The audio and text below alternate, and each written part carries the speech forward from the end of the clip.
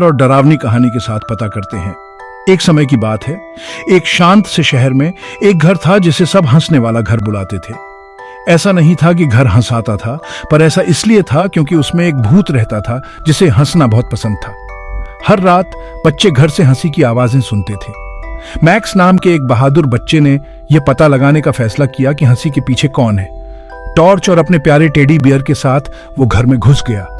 अचानक एक भूत निकल आया, लेकिन बू कहने की बजाय उसने कहा, नॉक नॉक। मैक्स ने जवाब दिया, हुज देयर। भूत हंसा और बोला, बू। मैक्स हंसा और बोला, बू हु। Don't cry. भूत ने कहा, इट्स जस्ट अ जोक। और उस दिन से मैक्स और हंसने वाला भूत अच्छे दोस्त बन गए, चुटकुले और हंसी शेयर करते हुए। हंसने वाला घर फिर कभी डरावना नहीं रहा।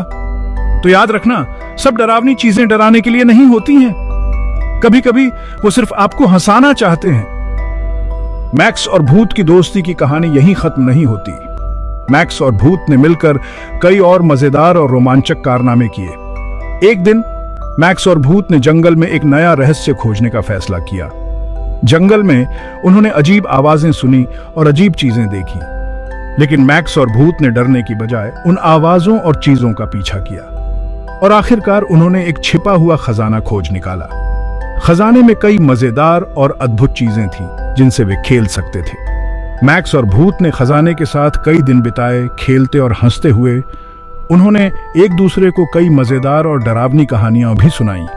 एक रात वे जंगल में एक कैंपफायर के पास बैठे और कहानियां सुनाने लगे।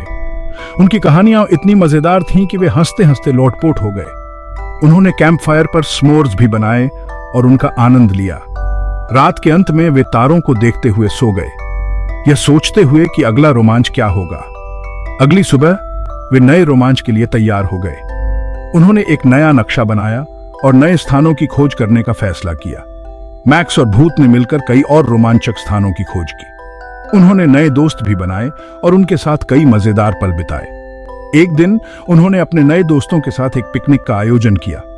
पिकनिक में उन्होंने कई खेल खेले और खूब मस्ती की। उन्होंने पतंगें भी उड़ाईं और आसमान में रंग बिरंगी पतंगों का आनंद लिया। पिकनिक के अंत में उन्होंने संगीत पर नाचते हुए दिन का समापन किया। मैक्स और भूत ने अपने नए दोस्तों को अलविदा कहा और घर लौट आए। घर पर उन्होंने अपने रोमांच की कहानियां अपने परिवार और दोस्तों को सुनाई। उनकी कहानियां इतनी रोमांचक थीं कि सबने उन्हें ध्यान से सुना। मैक्स और भूत ने मिलकर अगले रोमांच की योजना बनाई और इस तरह मैक्स और भूत की दोस्ती और रोमांच जारी रहे। उन्होंने मिलकर कई और मजेदार और रोमांचक कारनामे किए। उनकी दोस्ती और हंसी कभी खत्म नहीं हुई। उन्होंने नए शहरों और स्थानों की खोज की और नए दोस्त बनाए। उन्होंने दूसरों की मदद भी की और सबके दिलों में अपनी जगह बनाई। मैक्स और भूत ने मिलकर कई बार हीरो की तरह काम किया और सबकी मदद की। उनकी बहादुरी और दोस्ती के लिए सबने उनकी सराहना की। एक दिन उनके सम्मान में एक बड़ी पार्टी का आयोजन किया गया। पार्टी में उन्होंने खूब मस्ती की और सबके साथ हंसी मजाक किया। उन्होंने संगीत पर नाचते हुए पार्टी का आनंद लिया। पार्टी के अंत में उन्होंने सबको अलविदा कहा और अपने अगले रोमांच के लिए तैयार हो गए। मैक्स और भूत की दोस्ती और रोमांच कभी खत्म नहीं हुए। उन्होंने मिलकर कई और मजेदार और रोमांचक कारनामे किए। उनकी दोस्ती और हंसी कभी खत्म नहीं हुई। उन्होंने नए शहरों और स्थानों की खोज की और नए दोस्त बनाए। उन्होंने दूसरों की मदद भी की और सबके दिलों में अपनी जगह बनाई। मैक्स और भूत ने मिलकर कई बार हीरो की तरह काम किया और सबकी मदद की।